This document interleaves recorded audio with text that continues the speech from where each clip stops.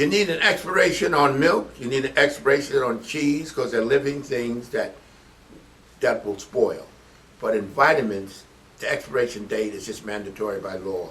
And it's arbitrary. It's all guesswork. They put it on there because the law demands it. But vitamins do not spoil. They're not spoilable. Like a piece of meat you sit out on the sidewalk and it spoils, it rots. Vitamins don't.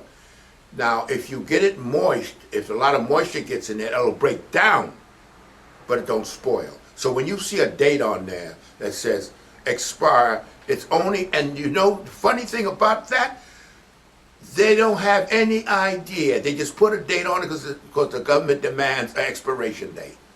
But years ago, there was no expiration date on vitamins. This is new since they put the expiration. But they had to put expiration on everything. That's where they go. They don't spoil.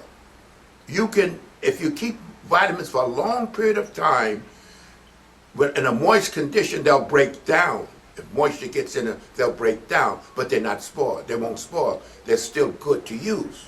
So don't get wrapped. A lot of people, oh, it expired, like they're buying a quart of milk. No, it didn't expire, but the law demands they put that on there. And remember, milk always had a date. Why? Because it's obvious spoiled. But just in a year, last maybe 10 years or so, they started putting expirations on vitamins because the law said so. Not based on anything. And I called up the manufacturer because I said, how do you know what date? They said it's arbitrary. We just put a date on it because the law demands it. You see, you'll see some vitamins 3 or 4 years on it. You see some vitamins 2 years. They just slap a date on it. You see a vitamin you buy, the date just come in 3 years. They got on it. But what spoils? Nothing. There's nothing in it to spoil.